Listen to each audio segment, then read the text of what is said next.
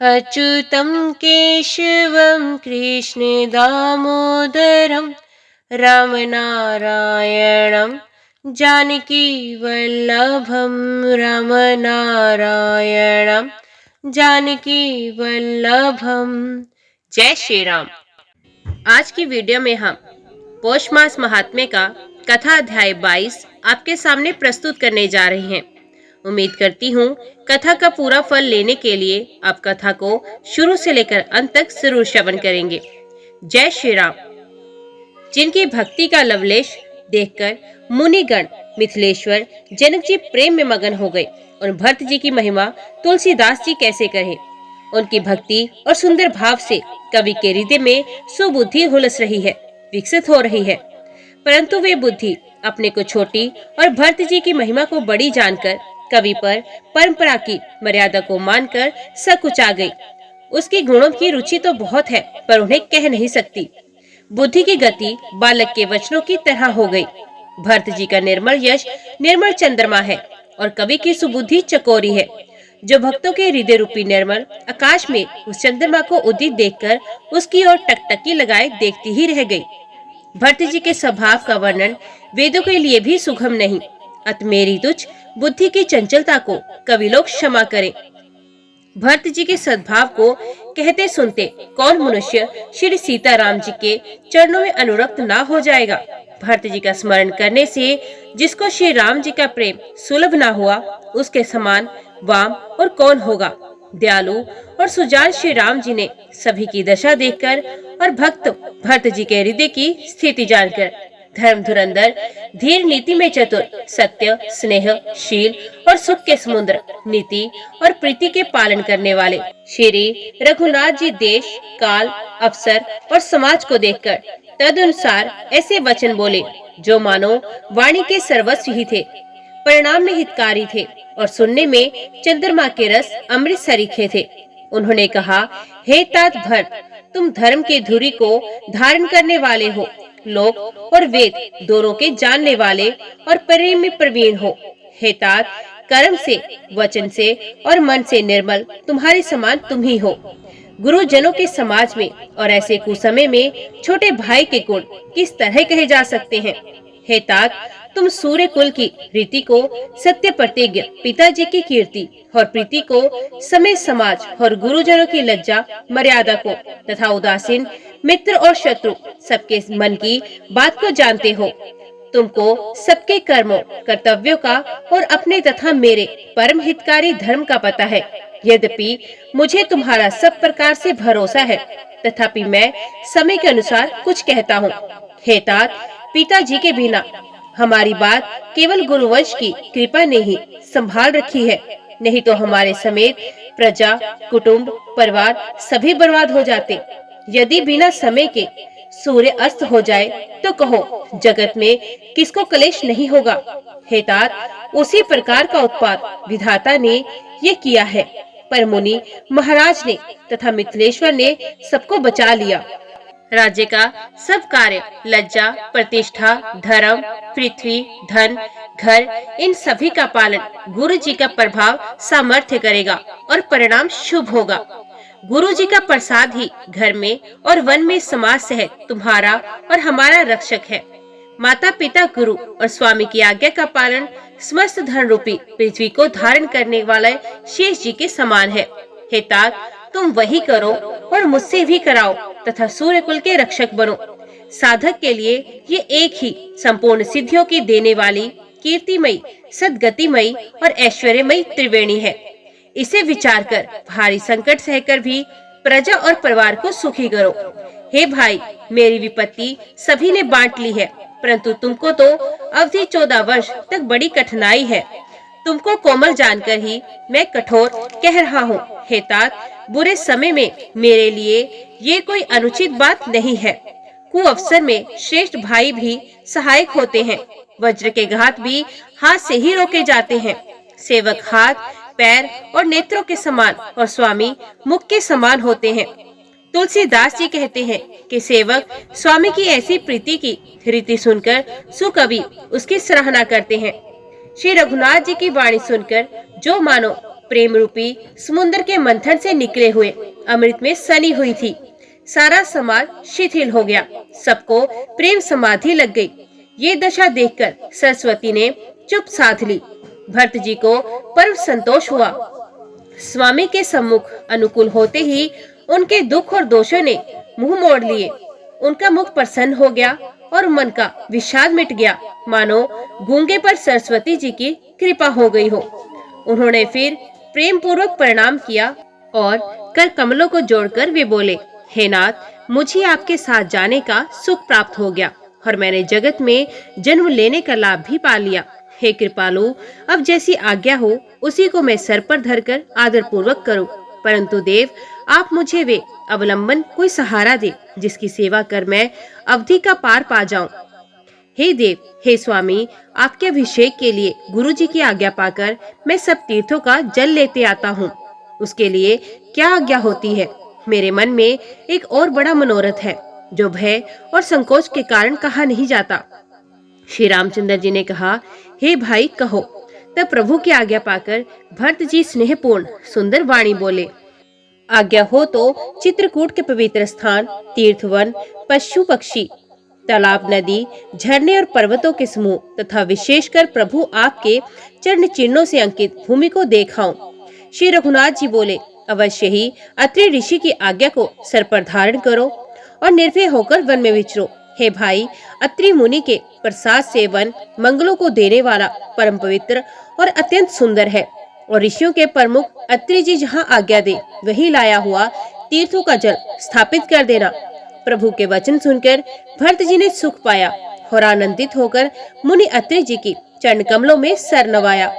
समस्त सुंदर मंगलों का मूल भरत जी और श्री रामचंद्र जी का संवाद सुनकर स्वार्थी देवता रघुकुल की सराहना करके कल्प वृक्ष के फूल बरसाने लगे। भरत जी धन्य है, स्वामी श्री राम जी की जय हो, ऐसा कहते हुए देवता बलपूर्वक अत्यधिक हर्षित होने लगे। भरत जी के वचन सुनकर मुनि वशिष्ठ जी, मिथिलापति जनक जी और सभा में सब किसी को बड़ा उत्साह हुआ। भरत जी और श्री रामचंद्र जी के गुण समूह की तथा प्रेम की विदेह राज जानकी जी पुलकित होकर प्रशंसा कर रहे हैं। सेवक और स्वामी दोनों का सुंदर स्वभाव है। इनके नियम और प्रेम पवित्र को भी अत्यंत पवित्र करने वाले हैं। मंत्री और सभासद सभी प्रेम मुग्ध होकर अपनी अपनी बुद्धि के अनुसार सराहना करने लगे। श्री रामचंद्र जी और भरत जी का संवाद सुन सुनकर दोनों समाजों के हृदय में हर्ष और विषाद दोनों हुए।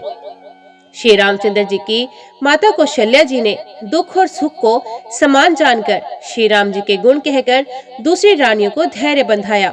कोई श्री राम जी की बड़ाई की चर्चा कर रहे हैं तो कोई भरत जी के अच्छेपन की सराहना करते हैं। तब अत्रि जी ने भरत जी से कहा, इस पर्वत के समीप ही एक सुंदर कुआं है, उस पवित्र, अनुपम और अमृत जैसे तीर्थ जल को उसी में स्थापित कर दीजिए। भरत जी ने अत्रि मुनि की आज्ञा पाकर जल के सब पात्र रवाना कर दिए और छोटे भाई शत्रुघ्न, अत्रि मुनि तथा अन्य साधु संतों सहित आप वहां गए जहां वे अथाक कुआं था और उस पवित्र जल को उस पुण्य स्थल में रख दिया। तब अत्रि ऋषि ने प्रेम से आनंदित होकर ऐसा कहा, हे तात, ये अनादि सिद्धि स्थल है। काल क्रम से ये लोप हो गया था, इसलिए किसी को इसका पता नहीं था। तब भरत जी के सेवकों ने उस जल युक्त स्थान को देखा और सुंदर तीर्थों के जल के लिए एक खास कुआं बना लिया। देव योग से विश्व भर का उपकार हो गया। धर्म का विचार जो अत्यंत अगम था, वे इस कूप के प्रभाव से सुगम हो गया। अब इसको लोग भरत कूप कहेंगे। तीर्थों के जल के संयोग से तो ये अत्यंत ही पवित्र हो गया। इसमें प्रेम पूर्वक नियम से स्नान करने पर प्राणी मन, वचन और कर्म से निर्मल हो जाएंगे। कूप की महिमा कहते हुए सब लोग वहां गए जहां श्री रघुनाथ जी थे। श्री रघुनाथ जी की अत्रि जी ने उस तीर्थ का पुण्य प्रभाव सुनाया। प्रेम पूर्वक धर्म के इतिहास कहते हुए रात सुख से बीत गई और सवेरा हो गया। भरत शत्रुघ्न दोनों भाई नित्य क्रिया पूरी करके श्री राम जी, अत्रि जी और गुरु वशिष्ठ जी की आज्ञा पाकर समाज सहित सब सादे साज से श्री राम जी के वन में भ्रमण करने के लिए पैदल ही चले। कोमल चरण है और बिना जूते के चल रहे हैं। ये देखकर पृथ्वी मन ही मन सकुचाकर कोमल हो गई। कुश कांटे, कंकड़ी दरारें आदि कड़वी, कठोर और बुरी वस्तु को छिपाकर पृथ्वी ने सुंदर और कोमल मार्ग कर दिए। सुख को साथ लिए सुखदायक शीतल मंद सुगंध हवा चलने लगी।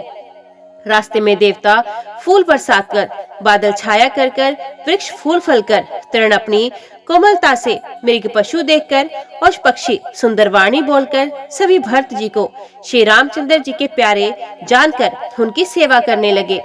जब एक साधारण मनुष्य को भी आलस्य जम्भाई लेते समय राम कह देने से ही सब सिद्धियां सुलभ हो जाती हैं, तब श्री रामचंद्र जी के प्राण प्यारे भरत जी के लिए ये कोई बड़ी आश्चर्य की बात नहीं है। इस प्रकार भरत जी वन में फिर रहे हैं। अनेक उनके नियम और प्रेम को देखकर मुनि भी सकुचा जाते हैं। पवित्र जल के स्थान, नदी, बावली कुंड आदि पृथ्वी के पृथक पृथक भाग, पशु पक्षी, वृक्ष, घास, पर्वत, वन और बगीचे सभी विशेष रूप से सुंदर, विचित्र, पवित्र और दिव्य देखकर भरत जी पूछते हैं और उनका प्रश्न सुनकर ऋषिराज अत्रि जी प्रसन्न मन से सबके कारण, नाम, गुण और पुण्य प्रभाव को कहते हैं। भरत जी कहीं स्नान करते हैं, कहीं प्रणाम करते हैं, कहीं मनोहर स्थानों के दर्शन करते हैं और कहीं मुनि अत्रि जी की आज्ञा पाकर बैठकर सीता जी सहित श्री राम लक्ष्मण दोनों भाइयों का स्मरण करते हैं। भरत जी के स्वभाव, प्रेम और सुंदर सेवा भाव को देखकर वन देवता आनंदित होकर आशीर्वाद देते हैं। यो घूम फिरकर 2.5 पहर दिन बीतने पर लौट पड़ते हैं और आकर प्रभु श्री रघुनाथ जी के चरण कमलों का दर्शन करते हैं। भरत जी ने 5 दिन में सब तीर्थ स्थानों के दर्शन कर लिए। भगवान विष्णु और महादेव जी का सुंदर यश कहते सुनते वे 5वां दिन भी बीत गया, संध्या हो गई। अगले छठे दिन सवेरे स्नान करके भरत जी, ब्राह्मण, राजा जनक और सारा समाज आ जुटा।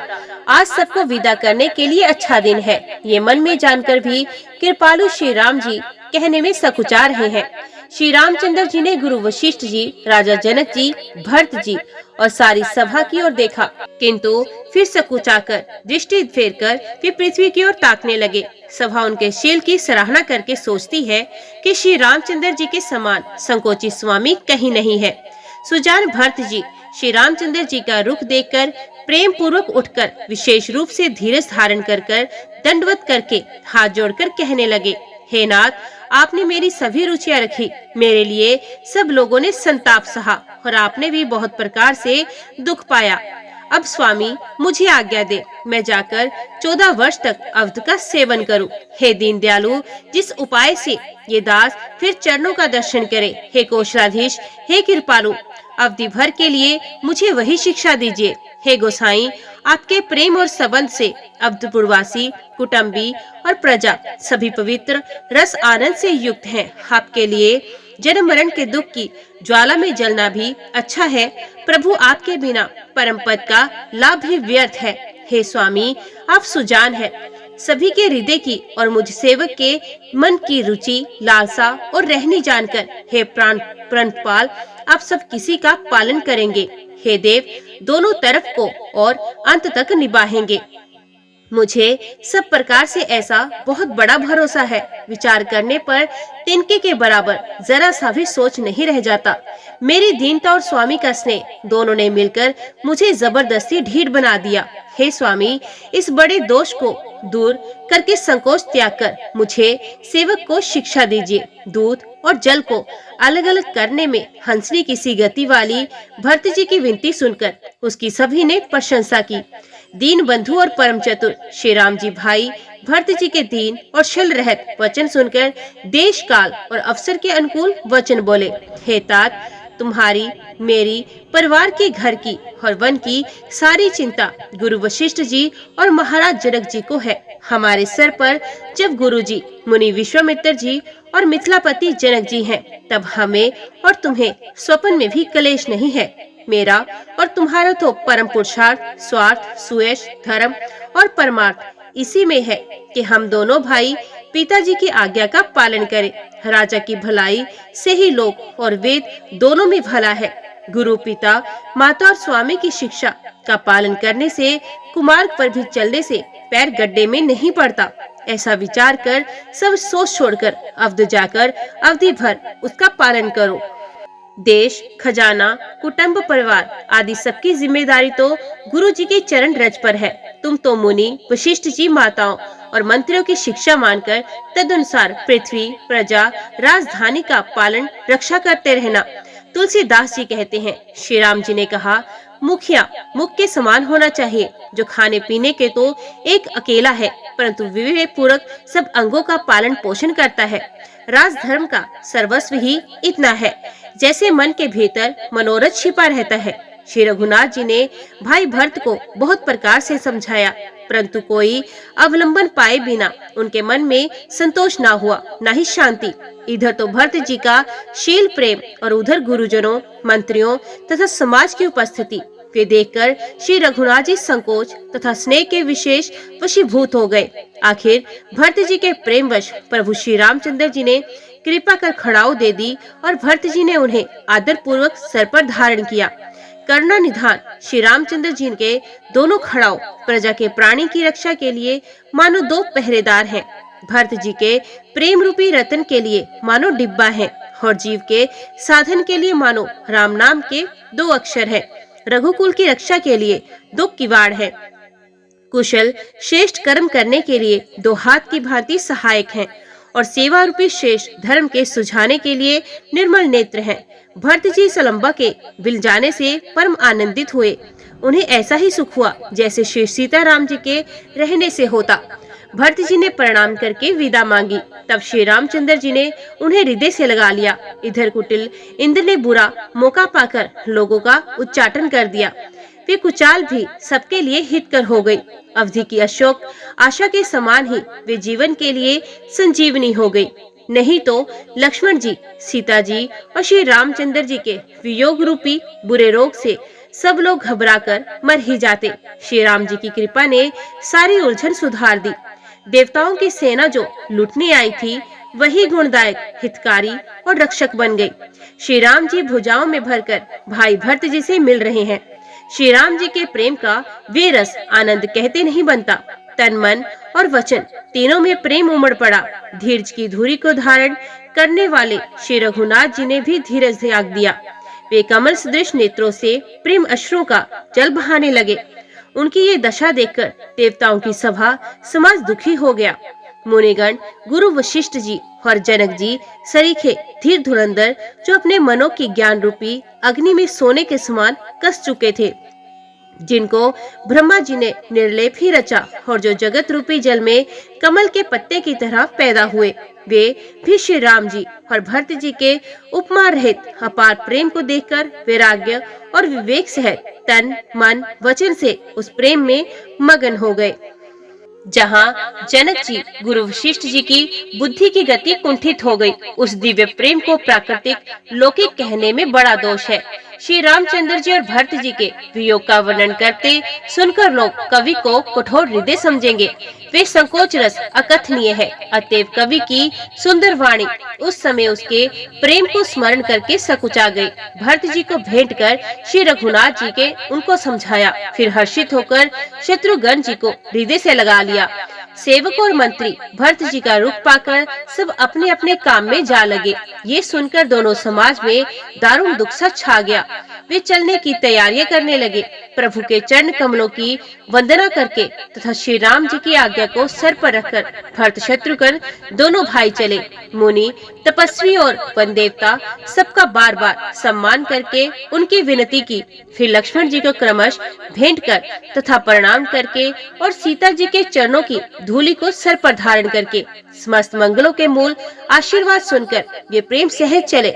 छोटे भाई लक्ष्मण जी समेत श्री राम जी ने राजा जनक जी को सर नवाकर उनकी बहुत प्रकार से विनती की और बड़ाई की और कहा, हे देव, दयावश आपने बहुत दुख पाया।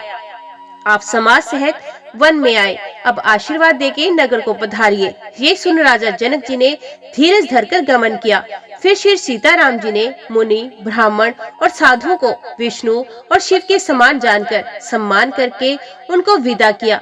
तब श्री राम लक्ष्मण दोनों भाई सास सुनैना जी के पास गए और उनके चरणों की वंदना करके आशीर्वाद पाकर लौट आए। फिर विश्वामित्र, वामदेव, जाबाली और शुभ आचरण वाले कुटुंबी, नगर निवासी और मंत्री सबको छोटे भाई लक्ष्मण जी सहित श्री रामचंद्र जी ने यथा योग्य विनय एवं प्रणाम करके विदा किया। कृपा निधान श्री रामचंद्र जी ने छोटे, मध्यम और बड़े सभी श्रेणी के स्त्री पुरुषों का सम्मान करके उनको लौटा दिया।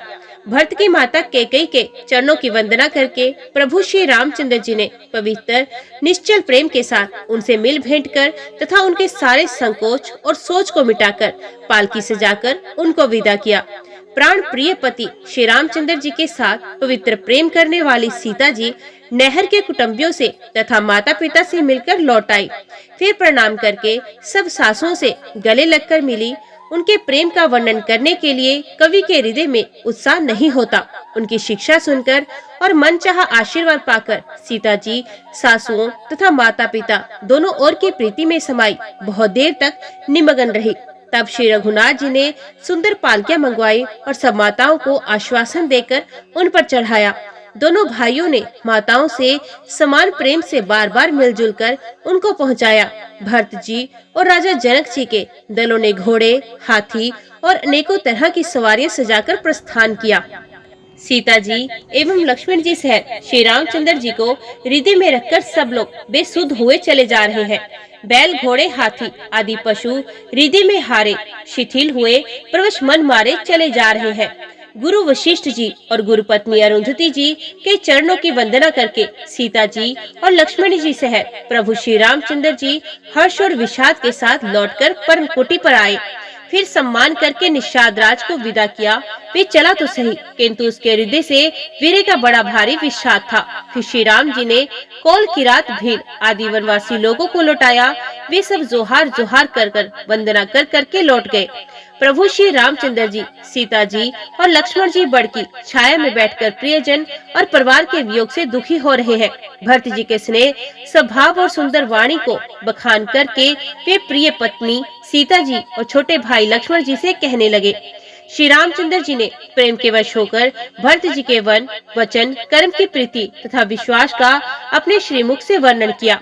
उस समय पशु पक्षी और जल की मछलियां, चित्रकूट के सभी चेतन और जड़ जीव उदास हो गए। श्री रघुनाथ जी की दशा देखकर देवताओं ने उन पर फूल बरसाकर अपनी घर घर की दशा कही, दुखड़ा सुनाया। प्रभु श्री रामचंद्र जी ने उन्हें प्रणाम कर आश्वासन दिया। तब वे प्रसन्न होकर चले। मन में जरा सा भी डर न रहा। छोटे भाई लक्ष्मण जी और सीता जी समेत प्रभु श्री रामचंद्र जी पर्णकुटी में ऐसे सुशोभित हो रहे हैं मानो वैराग्य, भक्ति और ज्ञान शरीर धारण करके शोभित होते हैं। मुनि, ब्राह्मण, गुरु वशिष्ठ जी, भरत जी और राजा जनक जी, सारा समाज श्री रामचंद्र जी के वीरे में विवल है। प्रभु के गुण समूहों का मन में स्मरण करते हुए सब लोग मार्ग में चुपचाप चले जा रहे हैं। पहले दिन सब लोग यमुना जी उतरकर पार हुए। वे दिन बिना भोजन के ही बीत गया। दूसरा मुकाम गंगा जी उतरकर हुआ। वहाँ राम सखा निषाद राज ने सब सुप्रबंध कर दिया। फिर सही उतरकर गोमती जी में स्नान किया और चौथे दिन सब अयोध्या जी जा पहुँचे। जनक जी 4 दिन अयोध्या जी में रहे और राजकाज एवं सब साज समाज को संभालकर तथा मंत्री, गुरु जी तथा भरत जी को राज्य सौंपकर सारा साज समाज ठीक करके तिरहुत को चले। नगर के स्त्री पुरुष गुरु जी की शिक्षा मानकर श्री राम जी की राजधानी अयोध्या जी में सुख पूर्वक रहने लगे। सब लोग श्री रामचंद्र जी के दर्शन के लिए नियम और उपवास करने लगे। वे भूषण और भोग सुखों को छोड़ छाड़कर अवधि की आशा पर जी रहे हैं। भरत जी ने मंत्री और विश्वासी सेवकों को समझाकर उद्यत किया। वे सब सीख पाकर अपने अपने काम से लग गए। फिर छोटे भाई शत्रुघ्न जी को बुलाकर शिक्षा दी और समताओं की सेवा उनको सौंपी। ब्राह्मणों को बुलाकर भरत जी ने हाथ जोड़कर प्रणाम कर अवस्था के अनुसार विनय और निहोरा किया। और आप लोग ऊंचा नीचा, छोटा बड़ा, अच्छा मंदा जो कुछ भी कार्य हो उसके लिए आज्ञा दीजिएगा, संकोच न कीजिएगा। भरत जी ने फिर परिवार के लोगों को, नागरिकों को तथा अन्य प्रजा को बुलाकर उनका समाधान करके उनको सुखपूर्वक बसा दिया। फिर छोटे भाई शत्रुघ्न जी सहित वे गुरु जी के घर गए और दंडवत करके हाथ जोड़कर बोले, आज्ञा हो तो मैं नियम पूर्वक रहूं। मुनि वशिष्ठ जी पुलकित शरीर हो प्रेम के साथ बोले, हे भरत, तुम जो कुछ समझोगे, कहोगे, करोगे वही जगत में धर्म का सार होगा। भरत जी ने ये सुनकर और शिक्षा तथा बड़ा आशीर्वाद पाकर ज्योतिषियों को बुलाया और दिन अच्छा मुहूर्त साध कर प्रभु की चरण पादुकाओं को निर्विघ्नता पूर्वक सिंहासन पर विराजित किया। फिर श्री राम जी की माता कौशल्या जी और गुरु जी के चरणों में सर नवाकर और प्रभु की चरण पादुकाओं की आज्ञा पाकर धर्म की धुरी धारण करने में धीर भरत जी ने नंदीग्राम में पर्णकुटी बनाकर उसी में निवास किया। सर पर जटाजूट और शरीर में मुनियों के वलकल वस्त्र धारण कर पृथ्वी को खोदकर उसके अंदर कुश की आसनी बिछाई। भोजन, वस्त्र, बर्तन, व्रत नियम सभी बातों में वे ऋषियों के कठिन धर्म का प्रेम सहित आचरण करने लगे। गहने कपड़े और अनेकों प्रकार के भोग सुखों को मन, तन और वचन से तृण कर त्याग दिया। जिस अयोध्या के राज्य को देवराज इंद्र से हाते थे और जहाँ के राजा दशरथ जी सम्मति सुनकर कुबेर भी लजा जाते हैं, उसी अयोध्यापुरी में भरत जी अनासक्त होकर इस प्रकार निवास कर रहे हैं जैसे चंपा के बाग में भोरा। श्री रामचंद्र जी के प्रेमी बड़भागी पुरुष लक्ष्मी के विलास को वमन की भांति त्याग देते हैं। फिर भरत जी तो स्वयं श्री रामचंद्र जी के प्रेम के पात्र हैं। वे इस करने से बड़े नहीं हुए। पृथ्वी पर का जल ना पीने की, टेक से चातक की और निर्शीर विवेक की, शक्ति से हंस की सराहना होती है। भरत जी का शरीर दिनों दिन दुबला होता जा रहा है, तेज घट रहा है, बल और मुख छवि वैसी ही बनी हुई है। राम प्रेम का प्रण नित्य नया और पुष्ट होता है। धर्म का दल बढ़ता है और मन उदास नहीं है। जैसे शरद ऋतु के प्रकाश विकास से जल घटता है, किंतु वेद शोभा पाते हैं और कमल विकसित होते हैं। शम, दम, संयम, नियम तथा उपवास आदि भरत जी के हृदय रूपी निर्मल आकाश के नक्षत्र तारागण हैं। विश्वास ही उस आकाश में ध्रुव तारा है। 14 वर्ष की अवधि का ध्यान पूर्णिमा के समान है और स्वामी श्री राम जी की स्मृति आकाश गंगा सरीखी प्रकाशित है। राम प्रेम ही अचल सदा रहने वाला और कलंक रहित चंद्रमा है। वे अपने समाज सहित नित्य सुंदर सुशोभित है। भरत जी की रहनी, समझ, करनी, भक्ति, वैराग्य, निर्मल गुण और ऐश्वर्य का वर्णन करने में सभी सुकवि सकुचाते हैं, क्योंकि वहाँ औरों की तो बात ही क्या, स्वयं शेष, गणेश और सरस्वती की भी पहुँच नहीं है।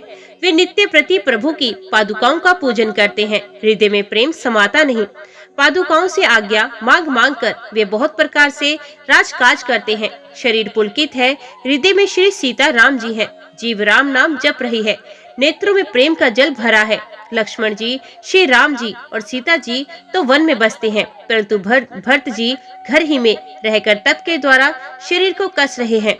दोनों ओर की स्थिति समझकर सब लोग कहते हैं कि भरत जी सब प्रकार से सराहने योग्य हैं। उनके व्रत और नियमों को सुनकर साधु संत भी सकुचा जाते हैं और उनकी स्थिति देखकर मुनिराज भी लज्जित होते हैं। भरत जी का परम पवित्र आचरण मधुर, सुंदर और आनंद मंगलों का करने वाला है। कलयुग के कठिन पापों और क्लेशों को हरने वाला है। महामोह रूपी रात्रि को नष्ट करने के लिए सूर्य के समान है। पाप समूह रूपी हाथी के लिए सिंह है। सारे संतापों के दल का नाश करने वाला है। भक्तों को आनंद देने वाला और भव के पार का भंजन करने वाला तथा श्री राम प्रेम रूपी चंद्रमा का अमृत है। श्री सीताराम जी के प्रेम रूपी अमृत से परिपूर्ण भरत जी का जन्म यदि ना होता तो मुनियों के मन को भी अगम, यम, नियम, शम, दम आदि कठिन व्रतों का आचरण कौन करता। दुख, संताप, दरिद्रता, दंभ आदि दोषों को अपने सुयश के बहाने कौन हरण करता तथा कलिकाल में तुलसीदास जैसे छठ को हठपूर्वक कौन श्री राम जी के सम्मुख करता। तुलसीदास जी कहते हैं, जो कोई भरत जी के चरित्र को नियम से आदर पूर्वक सुनेंगे, उनको अवश्य ही श्री सीताराम जी के चरणों में प्रेम होगा और सांसारिक विषय रस से वैराग्य होगा। धर्म रूपी वृक्ष के मूल विवेक रूपी समुद्र को आनंद देने वाले पूर्ण चंद्रमा, वैराग्य रूपी कमल के विकसित करने वाले सूर्य, पाप रूपी घोर अंधकार को निश्चय ही मिटाने वाले, तीनों तापों को हरने वाले, मोह रूपी बादलों के समूह को छिन्न भिन्न करने की विधि में आकाश से उत्पन्न पवन स्वरूप ब्रह्मा जी के वंशज तथा कलंकनाशक महाराज श्री रामचंद्र जी के प्रिय श्री शंकर जी की मैं वंदना करता हूँ, जिनका शरीर जल युक्त मेघों के समान सुंदर एवं आनंद घन है, जो सुंदर पीत वस्त्र धारण करता है, जिनके हाथों में बाण और धनुष है कमर उत्तम तरकस के भार से सुशोभित है। कमल के समान विशाल नेत्र है और मस्तक पर जटा जूट धारण किए हैं। उन अत्यंत शोभायमान श्री सीता जी और लक्ष्मण जी सहित मार्ग में चलते हुए आनंद देने वाले श्री रामचंद्र जी को मैं भजता हूँ। हे पार्वती, श्री राम जी के गुण गूढ़ है। पंडित और मुनि उन्हें समझकर वैराग्य प्राप्त करते हैं, परंतु जो भगवान से विमुख है और जिनका धर्म में प्रेम नहीं, वे महामूढ़ उन्हें सुनकर मोह को प्राप्त होते हैं। पूर्ववासियों के और भरत जी के अनुपम और सुंदर प्रेम का मैंने अपनी बुद्धि के अनुसार गान किया।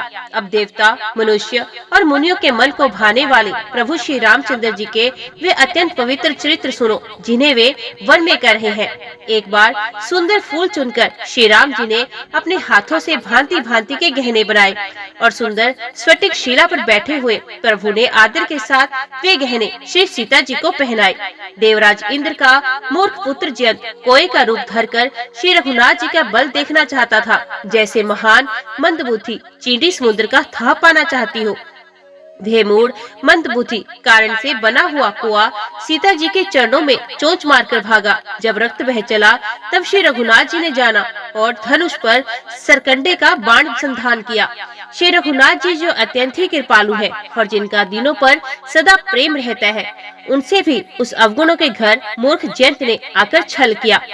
मंत्र से प्रेरित होकर वे ब्रह्म बाण दौड़ा, कोआ भयभीत होकर भाग चला। वे अपना असली रूप धरकर पिता इंद्र के पास गया, पर श्री राम जी का विरोधी जानकर इंद्र ने उसको नहीं रखा। तब वे निराश हो गया, उसके मन में भय उत्पन्न हो गया, जैसे दुर्वासा ऋषि को चक्र के भय से हुआ था। वे ब्रह्मलोक, शिवलोक आदि समस्त लोकों में थका हुआ और भय शोक से व्याकुल होकर भागता फिरा, पर रखना तो दूर रहा, किसी ने उसे बैठने तक को नहीं कहा। श्री राम जी के द्रोही को कौन रख सकता है? काकुशंडी जी कहते हैं, हे गरुड़ सुनिए, उसके लिए माता मृत्यु के समान, पिता यमराज के समान और अमृत विष के समान हो जाता है। मित्र सैकड़ों शत्रुओं की सी करनी करने लगता है। देवनदी गंगा जी उसके लिए यमपुरी की नदी हो जाती है। हे भाई सुनिए, जो श्री रघुनाथ जी के विमुख होता है, समस्त जगत उसके लिए अग्नि से भी अधिक गर्म जलाने वाला हो जाता है। नारद जी ने जयंत को व्याकुल देखा तो उन्हें दया आ गई, क्योंकि संतों का चित्त बड़ा कोमल होता है। उन्होंने उसे समझाकर तुरंत श्री राम जी के पास भेज दिया। उसने जाकर पुकार कर कहा, हे शरणागत के हितकारी, मेरी रक्षा कीजिए। आतुर और भयभीत जयंत ने जाकर श्री राम जी के चरण पकड़ लिए और कहा, हे दयालु रघुनाथ जी, रक्षा कीजिए, रक्षा कीजिए। आपके अतुलित बल और आपकी अतुलित प्रभुता सामर्थ्य को मैं मंद बुद्धि जान नहीं पाया। अपने किए हुए कर्म से उत्पन्न हुआ फल मैंने पा लिया। अब हे प्रभु मेरी रक्षा कीजिए, मैं आपकी शरण तक कर आया हूँ। शिव जी कहते हैं, हे पार्वती, कृपालु श्री रघुनाथ जी ने उसकी अत्यंत आर्त वाणी सुनकर उसे एक आग का काना करके छोड़ दिया। उसने मोहवश द्रोह किया था, इसलिए यद्यपि उसका वध ही उचित था, पर प्रभु ने कृपा करके उसे छोड़ दिया। श्री राम जी के समान कृपालु और कौन होगा? चित्रकूट में बसकर श्री रघुनाथ जी ने बहुत से चरित्र किए, जो कानों को अमृत के समान प्रिय हैं। फिर कुछ समय पश्चात श्री राम जी ने मन में ऐसा अनुमान किया कि मुझे सब लोग जान गए हैं, इसे यहाँ बड़ी भीड़ हो जाएगी, इसलिए सब मुनियों से विदा लेकर सीता जी सहित दोनों भाई चले। जब प्रभु अत्रि जी के आश्रम में गए तो उनका आगमन सुनते ही महामुनि हर्षित हो गए, शरीर पुलकित हो गया। अत्रि जी उठकर दौड़े, उन्हें दौड़े आते देखकर श्री राम जी और भी शीघ्रता से चले आए। दंडवत करते हुए श्री राम जी को उठाकर मुनि ने हृदय से लगाया और प्रेमाश्रुओं के जल से दोनों जनों को नहला दिया। श्री राम जी की छवि देखकर मुनि के नेत्र शीतल हो गए। तब वे उनको आदर पूर्वक अपने आश्रम में ले आए। पूजन करके सुंदर वचन कहकर मुनि ने मूल और फल दिए, जो प्रभु के मन को बहुत रुचे। प्रभु आसन पर विराजमान है। नेत्र भरकर उनकी शोभा देखकर परम प्रवीण मुनि श्रेष्ठ हाथ जोड़कर स्तुति करने लगे। हे भक्तवत्सल, हे कृपालु, हे कोमल स्वभाव वाले, मैं आपको नमस्कार करता हूँ। निष्काम पुरुषों को अपना परम धाम देने वाले आपके चरण कमलों को मैं भजता हूँ। आप नितांत सुंदर श्याम संसार आवागमन रूपी समुद्र को मथने के लिए मंदराचल रूप फूले हुए कमल के समान नेत्रों वाले मद आदि दोषों से छुड़ाने वाले हैं। हे प्रभु, आपकी लंबी भुजाओं का पराक्रम और आपका ऐश्वर्य अप्रमेय है। आप तरकस और धनुष बाण धारण करने वाले तीनों लोक के स्वामी हैं। सूर्यवंश के भूषण महादेव जी के धनुष को तोड़ने वाले, मुनिराजों और संतों को आनंद देने वाले तथा देवताओं के शत्रु असुरों के समूह का नाश करने वाले हैं। आप कामदेव के शत्रु महादेव जी के द्वारा वंदित ब्रह्मा आदि देवताओं से सेवित विशुद्ध ज्ञान में विग्रह और समस्त दोषों को नष्ट करने वाले हैं। हे लक्ष्मीपति, हे सुखों की कान, हे सत्पुरुषों की एकमात्र गति, मैं आपको नमस्कार करता हूँ। हे शचीपति इंद्र के प्रिय छोटे भाई वामन जी, स्वरूपा शक्ति श्री सीता जी और छोटे भाई लक्ष्मण जी सहित आपको मैं भजता हूँ। जो मनुष्य मत्सर रहित होकर आपके चरण कमलों का सेवन करते हैं, वे तर्क वितर्क रूपी तरंगों से पूर्ण संसार रूपी समुद्र में नहीं गिरते। जो एकांतवासी पुरुष मुक्ति के लिए इंद्र आदि का निग्रह करके आपको भजते हैं, वे स्वर्ग की गति को प्राप्त होते हैं। उन आपको जो एक अद्वितीय अद्भुत मार्गचल से विलक्षण प्रभु इच्छा रहित ईश्वर व्यापक जगत गुरु सनातन तुरीय और केवल है, वो आप ही हैं। तथा जो भाव प्रिय योगियों के लिए अत्यंत दुर्लभ अपने भक्तों के लिए कल्प वृक्ष अर्थात उनकी समस्त कामनाओं को पूरा करने वाले सम पक्षपात है और सदा सुख पूर्वक सेवन करने योग्य है, मैं निरंतर आपको भजता हूँ। हे अनुपम सुंदर, हे पृथ्वीपति, हे जानकीनाथ, मैं आपको प्रणाम करता हूँ। मुझ पर प्रसन्न होइए, मैं आपको नमस्कार करता हूँ।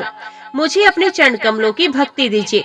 जो मनुष्य इस स्तुति को आदर पूर्वक पढ़ते हैं, वे आपकी भक्ति से युक्त होकर आपके परम पद को प्राप्त होते हैं, इसमें कोई संदेह नहीं। मुनि ने इस प्रकार विनती करके और फिर सर नवाकर हाथ जोड़कर कहा, हे नाथ, मेरी बुद्धि आपके चरण कमलों को कभी न छोड़े। फिर परम शीलवती और विनम्र श्री सीता जी अत्रि जी की पत्नी अनुसुईया जी के चरण पकड़कर उनसे मिली। ऋषि पत्नी के मन में बड़ा सुख हुआ। उन्होंने आशीष देकर सीता जी को पास बिठाया और उन्हें ऐसे दिव्य वस्त्र और आभूषण पहनाए जो नित्य नए, निर्मल और सुहावने बने रहते हैं।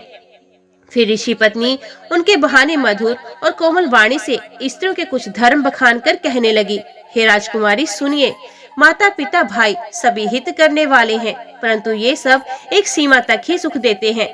परंतु हे जानकी, पति तो मोक्ष रूप असीम सुख देने वाला है। वे स्त्री अधम है जो ऐसे पति की सेवा नहीं करती। धैर्य, धर्म, मित्र और स्त्री, इन चारों की विपत्ति के समय ही परीक्षा होती है। वृद्ध, रोगी, मूर्ख, निर्धन, अंधा, बहरा, क्रोधी और अत्यंत ही दीन, ऐसे भी पति का अपमान करने से स्त्री यमपुर में भांति भांति के दुख पाती है। शरीर, वचन और मन से पति के चरणों में प्रेम करना स्त्री के लिए बस ये एक ही धर्म है, एक ही व्रत है और एक ही नियम है। जगत में 4 प्रकार की पतिव्रताएं हैं। वेद, पुराण और संत सब ऐसा कहते हैं कि उत्तम श्रेणी की पतिव्रता के मन में ऐसा भाव बसा रहता है कि जगत में मेरे पति को छोड़कर दूसरा पुरुष स्वप्न में भी नहीं है। मध्यम श्रेणी की पतिव्रता प्राय पति को कैसे देखती है, जैसे वे अपना सगा भाई, पिता या पुत्र हो, जो धर्म को विचार कर और अपने कुल की मर्यादा समझकर बची रहती है, वे निकृष्ट निम्न श्रेणी की स्त्री है, ऐसा वेद कहते हैं। और जो स्त्री मौका न मिलने से या भयवश पतिव्रता बनी रहती है, जगत में उसे अधम स्त्री जानना चाहिए। पति को धोखा देने वाली जो स्त्री पराये पति से रति करती है, वे तो 100 कल्प तक रोरक नर्क में पड़ती है। क्षण भर के सुख के लिए जो 100 करोड़ असंख्य जन्मों के दुख को नहीं समझती, उसके समान दुष्टा कौन होगी। जो स्त्री छल छोड़कर पातिव्रत धर्म को ग्रहण करती है, वे बिना ही परिश्रम परम गति को प्राप्त करती है। किंतु जो पति के प्रतिकूल चलती है, वे जहाँ भी जाकर जन्म लेती है, वही जवानी पाकर विधवा हो जाती है। स्त्री जन्म से ही पवित्र है, किंतु पति की सेवा करके वे अनायास ही शुभ गति प्राप्त कर लेती है। पातिव्रत धर्म के कारण ही आज भी तुलसी जी भगवान को प्रिय है और चारों वेद उनका यश गाते हैं। हे सीता, सुनो, तुम्हारा तो नाम ही ले लेकर स्त्रियां पातिव्रत धर्म का पालन करेंगी। तुम्हें तो श्री राम जी के प्राणों के समान प्रिय है। ये पातिव्रत धर्म की कथा तो मैंने संसार के हित के लिए कही है। जानकी जी ने सुनकर परम सुख पाया और आदर पूर्वक उनके चरणों में सर नवाया। तब कृपा की खान श्री राम जी ने मुनि से कहा, आज्ञा हो तो अब दूसरे वन में जाऊं। मुझ पर निरंतर कृपा करते रहिएगा और अपना सेवक जानकर स्नेह न छोड़िएगा। धर्म धुरंधर प्रभु श्री राम जी के वचन सुनकर ज्ञानी मुनि प्रेम पूर्वक बोले, ब्रह्मा, शिव और सनकादि सभी तत्ववेता जिनकी कृपा चाहते हैं, हे राम जी, आप वही निष्काम पुरुषों के भी प्रिय और दीनों के बंधु भगवान हैं, जो इस प्रकार कोमल वचन बोल रहे हैं।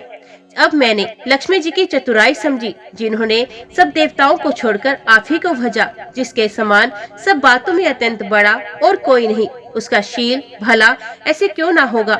मैं किस प्रकार कहूँ हे स्वामी, आप आवाज जाइए। हे नाथ, आप अंतर्यामी हैं, आप ही कहिए। ऐसा कहकर धीर मुनि प्रभु ने देखने लगे। मुनि के नेत्रों से प्रेम अश्रु का जल बह रहा है और शरीर पुलकित है।